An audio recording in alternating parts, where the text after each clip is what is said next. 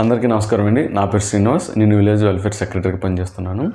రాష్ట్ర ప్రభుత్వం జనవరి కల్లా కొత్త రేషన్ కార్డు అనేది ప్రతి ఒక్క ఇంటికి కూడా డిస్ట్రిబ్యూట్ చేద్దామని ఒక ప్రణాళికతో ఉందండి.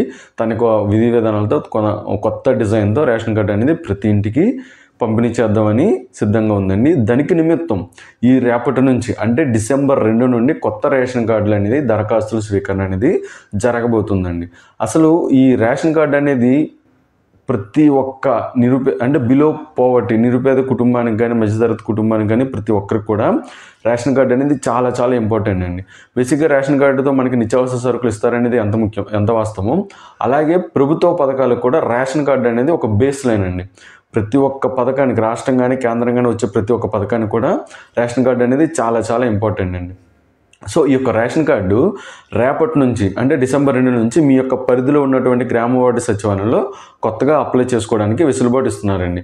రేపటి నుంచి ఆయా అధికారుల లాగిన్లోకి రేషన్ కార్డు అప్లై చేసుకోవడానికి విధి విధానాలు రేపటి నుంచి ఓపెన్ అవుతాయని చెప్తున్నారండి.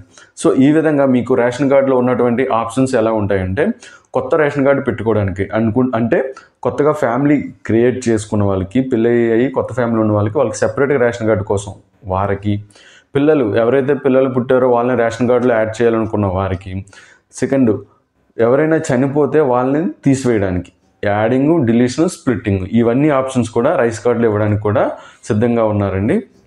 మెయిన్ బిగ్ అప్డేట్ ఏంటంటే, గత ప్రభుత్వం రైస్ కార్డు కానీ ప్రభుత్వ పథకాలకు కానీ ఎటువంటిదైనా సరే 6 స్టెప్ వెరిఫికేషన్ అనేది ఉండేదండి.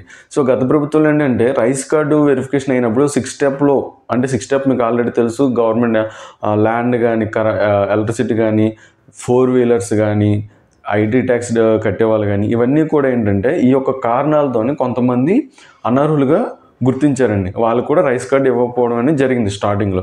సో అలాంటి తప్పులేం జరగదు. ఈసారి కూడా అనర్హులుగా ఉన్నటువంటి వారికి కూడా అంటే రైస్ కార్డులో గత ప్రభుత్వంలో 6 స్టెప్లో అనర్హులుగా ఉండే వాళ్ళకి కూడా ఈసారి రైస్ కార్డు ఇచ్చేటట్టుగా చూస్తామని కూడా ఒక వార్త అనేది వచ్చిందండి. సో ఈ విధంగా రైస్ కార్డులో ఉన్నటువంటి అప్డేట్స్ అన్నీ కూడా మీరు గమనించి మీ యొక్క రిక్వైర్మెంట్ బట్టి మీ దగ్గరలో ఉన్న సచివాలయానికి వెళ్ళి రైస్ కార్డుకి మాత్రం కంపల్సరీగా అప్లై చేసుకోవాలండి. సో దీని యొక్క మొదటి తేదీ డిసెంబర్ 2 నుండి అంటే రేపటి నుంచి, చివరి తేదీ డిసెంబర్ 28. సో ఈ డిసెంబర్ 2 నుంచి డిసెంబర్ 28 మధ్యలో మీరు ఖచ్చితంగా రేషన్ కార్డు కోసం అప్లై చేసుకోవాలండి. ఎటువంటి నిర్లక్ష్యం వహించినా, ఎటువంటి సర్లే లాస్ట్లో చూసుకుందాం 1-2 డేస్ ముందులో పెట్టుకుందాం అనుకున్నా సరే చాలా ఇబ్బందులు అవుతుందండి. మళ్ళీ రేషన్ కార్డు పెట్టుకోవడానికి ఆప్షన్ అనేది చాలా డేస్ తర్వాత ఇస్తారు. 1 ఇయర్ అవ్వచ్చు, 2 ఇయర్స్ అవ్వచ్చు. మళ్ళీ కొత్తగా రేషన్ కార్డు పెట్టుకోవడానికి చాలా టైం పడుతుందండి.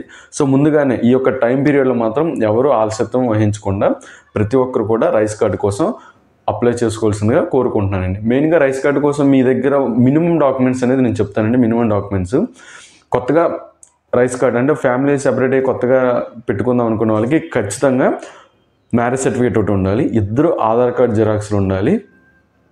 2 ఆధార్ కార్డులు జిరాక్స్, ఫ్యామిలీ మెంబర్స్ అదే మ్యారేజ్ సర్టిఫికేట్, అలాగే ఫోటో ఒకటి మాత్రం కంపల్సరీ ఉండాలండి. ఓకేనా. కొత్తగా ఎవరైతే రైస్ కార్డు పెట్టుకోవాలనుకుంటున్నారో వాళ్ళందరికీ కూడా ఆధార్ కార్డులు, మ్యారేజ్ సర్టిఫికేట్, ఫ్యామిలీ ఫోటో ఒకటి అనేది కంపల్సరీ ఉండాలి. అప్లికేషన్ ఇవన్నీ తీసుకొని మీ సచివాలయంలో ఉన్నటువంటి డిజిటల్ అసిస్టెంట్ కానీ వీఆర్ఓ గారు ఇస్తే కొత్తగా అప్లై చేస్తారు. సెకండ్, పిల్లల ఎడిషన్ అనేది, పిల్లలు ఎవరైతే కొత్తగా ఎడిషన్ చేయాలనుకుని ఇంతకుముందు లేని వారు ఎడిషన్ చేయాలనుకుంటున్నారో వీటికి మాత్రం పిల్లల యొక్క Aadhaar card, date of birth రెండిట్లో ఏదో ఒకటి కంపల్సరీ అండి. ఆధార్ కార్డు ఖచ్చితంగా కావాలి, డేట్ ఆఫ్ బర్త్ సర్టిఫికేట్ ఈ రెండూ కూడా మీ యొక్క అప్లికేషన్ ఫిల్ చేసి మీరు కొత్తగా పిల్లల్ని యాడ్ చేసినప్పుడు ఉన్న మరో ఫ్యామిలీ ఫోటో కూడా తీసుకొని ఆ యొక్క అప్లికేషన్ అనేది మీ యొక్క అధికారులకి సమర్పించాలండి. దరఖాస్తు అనేది అక్కడ అప్లై చేయాలండి. Third, deletion. ఎవరైతే చనిపోయారో వాళ్ళ ఆధార్ కార్డు, వాళ్ళ యొక్క డెత్ సర్టిఫికేట్ ఆ రెండు కూడా అప్లికేషన్ ఈ 3 కూడా మీ యొక్క సచివాలయంలో ఇస్తే ఆ ప్రాసెస్ కూడా డిలీషన్ అనేది కూడా జరుగుతుందండి. సో ఈ యొక్క చివరి తేదీ అనేది మాత్రం చాలా ఇంపార్టెంట్. డిసెంబర్ 28 మాత్రం చాలా ఇంపార్టెంట్. ఎందుకంటే అది దాటిన దాని తర్వాత మరి అప్లై చేయడానికి పాసిబిలిటీ ఉండదు. అలాగే ఏ స్కీమ్ కూడా రేషన్ కార్డు అనేది చాలా చాలా ఇంపార్టెంట్. సో ఎవరు కూడా నిర్లక్ష్యం వహించొద్దు.